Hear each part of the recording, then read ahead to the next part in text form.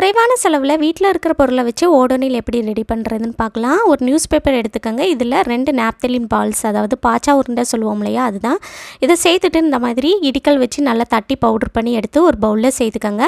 அடுத்ததாக இதில் 5 கற்பூரம் சேர்த்துட்டு இதையும் நம்ம இடிக்கல் போட்டு நல்லா தட்டி நம்ம பவுடர் பண்ணி எடுத்து இந்த மாதிரி பவுலில் சேர்த்துக்கலாம்.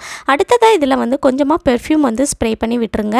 அடுத்ததாக இதில் அரை மூடி அளவுக்கு கம்ஃபோர்ட் சேர்த்துக்கலாம். பெர்ஃப்யூம் ஆப்ஷனல் தான், நீங்கள் சேர்த்திங்கன்னா நல்ல வாசனையாக இருக்கும். அடுத்ததாக இதில் 2 ஸ்பூன் அளவுக்கு பேக்கிங் சோடா, கூடவே கொஞ்சமாக ஃபுட் கலருக்காக, இதுவும் ஆப்ஷனல் தான், உங்களுக்கு வேணும்னா சேர்த்துக்கலாம், இல்லைனா விட்டுடலாம்.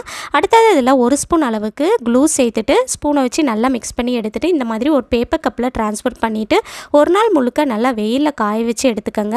அடுத்ததாக இந்த மாதிரி சோப்பு டப்பாவில் நம்ம ஸ்டாண்ட் எப்படி ரெடி பண்ணுறதுன்னு பார்க்கலாம். இந்த மாதிரி நீங்கள் கட் பண்ணிவிட்டு மேலே ஒரு ஹோல் போட்டு எடுத்துக்கோங்க. நம்ம ரெடி பண்ணி எடுத்த ஓடனில் பாத்ரூமில் ஸ்டாண்டில் போட்டு தொங்க விட்டுருங்க.